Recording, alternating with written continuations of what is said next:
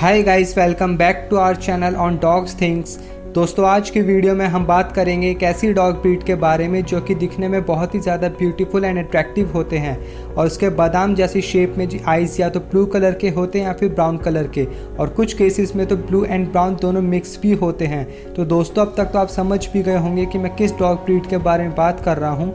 जी हाँ, आपने सही गैस किया। आज की वीडियो में हम बात करेंगे साइबेरियन हस्की डॉग ब्रीड के बारे में। तो वीडियो पर बने रहिए, करते हैं हम वीडियो की शुरुआत। History and origin. माना जाता है कि आज के वक्त के साइबेरियन हस्कीज के एंसेस्टर्स को नॉर्थ ईस्टर्न एशिया के चुकची समुदाय के लोगों द्वारा ब्रीड किया गया था। साइबेरियन हस्की की नस्ल का इतिहास बेशक गुमनाम है, लेकिन इनके डीएनए टेस्ट से ये कंफर्म हुआ है कि ये one of the oldest dog breeds में से हैं। चुकची समुदाय के लोग साइबेरियन हस्की का इस्तेमाल फास्ट ट्रांसपोर्टेशन के लिए किया करते थे और इनको एज ए फैमिली डॉग घर पर भी रखा जाता था। और हस्कीज अक्सर बच्चों के साथ भी सोते थे ताकि उनके थिक फर से बच्चों को गर्माहट भी मिल सके। क्लाइमेट चेंजिंग के दौरान आधे चुकची समुदाय के लोगों को अपना हंटिंग करने के मैदानों को बढ़ाना पड़ा। उन्होंने इस चैलेंज में एक ब्रीड डेवलप कर ली थी जो as a sledge dog -degree के बर्फीले तापमान में भी कम से कम खाने का इस्तेमाल करके हल्के वजन के स्लेज कार्ट्स को बर्फीले मैदान पर खींचकर एक जगह से दूसरी जगह ले जा सकते थे। इसी तरह से चुकची समुदाय के लोग बाकी की दुनिया से काफ़ी लंबे समय तक आइसोलेट रहे और अपने स्लेज टीम की प्योरिटी को कई पीढ़ियों तक बरकरार रखा। साइबेरियन हस्की को 1908 में अलास्का में इंपोर्ट किया जाने लगा, जहां पर इनको स्लेज रेसेस में यूज़ किया जाने लगा। लेकिन साइबेरियन हस्की तब पॉपुलर हुए जब 1925 में जब एक फेमस मुशर लियोनहार्ड सैपलर ने साइबेरियन हस्कीज के 658 माइल्स के सफ़र को सिर्फ 5.5 दिनों में लाइफ सेविंग सीरम के साथ नोम तक पूरा किया, जहां पर डिप्थीरिया नाम की एक महामारी फैल गई थी। इस सीरम रन प्रोजेक्ट को दुनिया भर के न्यूज़पेपर में छापा गया, जिससे साइबेरियन हस्की की नस्ल को पॉपुलैरिटी मिली। पाल्टो, जो एक इस सफ़र के लास्ट स्टेज पर आखिरी हस्की था, उसको कैनाइन डॉग के इतिहास में सबसे ज़्यादा सम्मानित किया गया, जिसका न्यूयॉर्क के सेंट्रल पार्क में आज भी एक स्टैच्यू मौजूद है। और साइबेरियन हस्की ने वर्ल्ड वॉर सेकेंड के दौरान जब यूएस के कुछ वॉरप्लेन्स ग्रीनलैंड की बर्फीली जगहों पर क्रैश हो गए थे, तब यूएस को मालूम था कि उन बर्फीली जगह से सोल्जर्स को रेस्क्यू करने के लिए स्पेशल डॉग ब्रीड की ज़रूरत होगी, जहां पर साइबेरियन हस्कीज ने बहादुरी के साथ army Arctic search and rescue में एयरमैन्स को रेस्क्यू किया था। और रिकॉर्ड्स इंडिकेट करते हैं कि आखिरी साइबेरियन हस्की को साइबेरिया से 1930 में एक्सपोर्ट किया गया था, जब सोवियत गवर्नमेंट ने अपने बॉर्डर्स को क्लोज करे थे। जिसके बाद नॉर्थ अमेरिका में इस ब्रीड को कंटिन्यू किया गया और एकेसी यानी अमेरिकन कैनल क्लब में 1930 को साइबेरियन हस्की को रजिस्टर्ड किया गया और 1938 में साइबेरियन क्लब ऑफ अमेरिका को स्थापित किया गया। With family and kids, Siberian huskies बहुत ही ज़्यादा लवेबल एंड स्वीट डॉग होते हैं और बेस्ट इंडोर डॉग्स भी होते हैं। ये घर के किड्स और एल्डर्स के साथ भी इसलिए रह लेते हैं, बट फ्रेंडली और जेंटल होने के बावजूद भी इनको सभी तरह के ओनर्स हैंडल नहीं कर सकते हैं। देखिए, जो हस्कीज होते हैं पैक डॉग्स होते हैं, मतलब इनके एंसेस्टर्स झुंड में रहते थे और उस झुंड का कोई ना कोई लीडर ज़रूर होता था। इनको एक ऐसे ओनर की ज़रूरत होती है जो ओनर के साथ साथ अल्फा एंड लीडर भी हो, और अगर आप एक लीडर जैसा बिहेव करेंगे तभी आपको रिस्पेक्ट करेंगे। और काफ़ी बारी हस्कीज आपके लीडर होने के बावजूद भी आपके लिमिट्स को टेस्ट करने की कोशिश करते हैं और टाइम टू टाइम आपसे कंट्रोल लेकर खुद लीडर बनने की कोशिश करते हैं। इसी वजह से huskies first time dog owners के लिए तो बिल्कुल भी बेस्ट ब्रीड नहीं है, क्योंकि उनके पास तो कोई भी डॉग रखने का कोई एक्सपीरियंस ही नहीं होता और ना ही उन्हें मालूम होता है कि इनसे कैसे डील किया जाए। इसलिए मैं आपको एक टिप देना चाहूँगा कि अगर आप अपने और अपने डॉग के बीच में एक लीडरशिप को एस्टैब्लिश करना चाहते हैं तो ये ट्रिक आपको बहुत ज़्यादा हेल्प करेगी। और ये सभी डॉग ब्रीड्स पर अप्लाई किया जा सकता है कि आप अपने डॉग को खाना देने के वक्त उसे इंतज़ार कराना सीखें।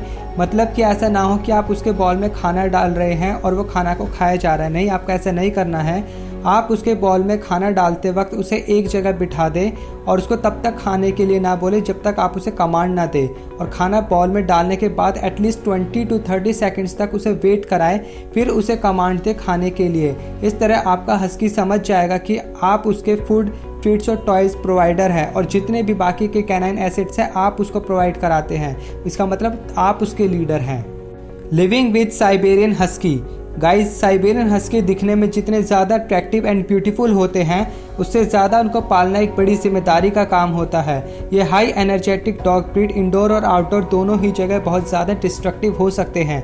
अगर ये घर पर अकेले हुए तो ये घर के फर्नीचर को तोड़ देंगे, गद्दे फाड़ सकते हैं और यहाँ तक कि हस्कीज़ का एक केस भी देखा गया है जहाँ पर हस्कीज़ ने घर के सीमेंट वॉल्स को चबाने की कोशिश की थी। और अगर इनको आउटडोर में एक्सरसाइज नहीं कराते हैं तो ये पार्क्स में जाकर फ्लावर्स को तबाह कर देंगे और हर जगह पर मिट्टी को खोदना शुरू कर देंगे। इसलिए अगर आप इन्हें प्रॉपर टाइम नहीं दे सकते हैं, आपका ऑफिस जाना होता है और आपके घर में भी कोई नहीं रहता जो इनको पार्क लेकर जा सके, तो ये ब्रीड आपके लिए सूटेबल नहीं है, क्योंकि इनके साथ घर पर किसी का होना भी ज़रूरी है और इनको बाहर एक्सरसाइज के लिए लेकर जाना भी ज़रूरी है। लेकिन जब बात इनके खाने की आती है तो Siberian husky is the best keeper, क्योंकि इनके एंसेस्टर्स को ब्रीड ही बर्फीले मैदानों में कम से कम खाने पर सरवाइव करके लोड्स को लंबे सफ़र पर खींचने के लिए किया गया था, और वही खूबी इनमें आज भी देखने को मिलती है। इसलिए आज के हस्कीज़ भी अपनी बॉडी वेट के हिसाब से कम खाने पर सरवाइव कर लेते हैं। अडेप्टेबिलिटी। साइबेरियन हस्की के पास डबल कोट फीचर्स होते हैं। इनका अपर कोट स्ट्रेट होता है और इनका inner coat soft and density वाला होता है। साइबेरियन हस्की का इतिहास बर्फीली जगहों से है, इसलिए इनको ठंड में रखना काफ़ी ज़्यादा आसान होता है गर्म मौसम के मुकाबले। और देखा गया है कि जो हस्कीज़ बर्फीली जगह पर रहते हैं वो काफ़ी ज़्यादा कम शेड करते हैं उन हस्कीज़ के मुकाबले जो गर्म जगहों पर रहते हैं। इसलिए आपको इनको वीकली ब्रशिंग करने की ज़रूरत पड़ती है। और हस्कीज़ में कैट्स की तरह एक सिमिलर अच्छी आदत होती है कि ये भी खुद को कैट्स की तरह सेल्फ क्लीन करते रहते हैं और इनको रेगुलर बाथ की भी ज़रूरत नहीं होती है, एक्सेप्ट ये पार्क वगैरह में जाके खुद को गंदा ना कर ले। और जब भी आप इन्हें नहलाएं हमेशा हाई क्वालिटी वाला ही डॉग शैम्पू को चूज़ करें इनके स्किन और कोट को अच्छा रखने के लिए। और ये स्मॉल हाउसेस लार्ज हाउसेस में भी इसलिए रह सकते हैं, बस इनको रोज़ पार्क में ले जाकर एटलीस्ट 50 मिनट्स तक की एक्सरसाइज को ज़रूर कराएं। अपार्टमेंट्स के लिए मैं आपको ये ब्रीड रिकमेंड नहीं करूँगा। Training and socialisation. गाइस, जब बात ट्रेनिंग पर आती है तो साइबेरियन हस्की काफ़ी ज़्यादा ज़िद्दी होते हैं। ये काफ़ी बार आपकी कमांड्स को नहीं मानते हैं। इवन ये काफ़ी इंटेलिजेंट भी होते हैं, लेकिन बहुत ज़्यादा ड्रामेबाज भी होते हैं। इसलिए इनको पपी टाइम से ही बेसिक ओबीडियंस की ट्रेनिंग देना बहुत ज़्यादा ज़रूरी होता है। और इन्हें ऑफ लीश ट्रेनिंग भी देना चाहिए, क्योंकि हस्कीज़ को बाहर घुमाते वक्त ये अगर ऑफ लीश करते तो ये भाग जाते हैं और इनको वापस पकड़ पाना काफ़ी ज़्यादा मुश्किल हो जाता है। और रोड्स पर ऐसे ही भागने पर ये रोड एक्सीडेंट्स में इनको चोट भी लग सकती है, यहाँ तक कि मारे भी जा सकते हैं। और गाइस, साइबेरियन हस्की पहले जैसे अब आपको पता ही है कि ये कम से कम खाने पर जीवित रह लेते थे, इसलिए हमेशा small animals like squirrels, rabbits का शिकार करते थे, जिस वजह से ऑफ लीश हो जाने पर ये आज भी पार्क्स या फिर रोड पर स्मॉल एनिमल्स को चेज करने की कोशिश करते हैं। That's why of leash training is mandatory for the Siberian husky. और गाइस, साइबेरियन हस्की पहले से ही स्ट्रेंजर्स के साथ पोलाइटली एंड फ्रेंडली बिहेव करते हैं। ये स्ट्रेंजर्स के साथ भी प्लेफुल ही रिएक्ट करते हैं, बट फिर भी हर डॉग की तरह इन्हें भी पपी टाइम से ही अदर ह्यूमंस एंड डॉग्स के साथ सोशलाइज ज़रूर कराना चाहिए। Guard dogs. साइबेरियन हस्कीज बहुत ही रेयरली बार्क करते हैं, लेकिन हाउलिंग करना बहुत ज़्यादा इंजॉय करते हैं, जिस वजह से अगर आप अपार्टमेंट्स में रहते हैं तो आपके नेबर्स आपसे फ्रस्ट्रेटेड होकर नाराज़ भी हो सकते हैं। और अपने ना भौंकने के नेचर की वजह से ही साइबेरियन हस्की एक ना तो अच्छे वॉच डॉग बन पाते हैं और ना ही अच्छे गार्ड डॉग बन पाते हैं। अगर एक डॉग को पालने का आपका main purpose personal and house protection भी है तो Siberian husky is not a good choice. Height, weight and life span. Guys, Siberian husky medium size dogs होते हैं। इनमें मेल की हाइट 21 इंचज़ टू 24 इंचज़ तक होती है, फीमेल की हाइट 20 इंचज़ टू 22 इंचज़ तक होती है। मेल का वेट 22 kg टू 30 kg तक का होता है और फीमेल का वेट 18 kg टू 28 kg तक का होता है। और इनका लाइफ स्पैन 12 टू 14 ईयर्स तक का होता है। कलर्स।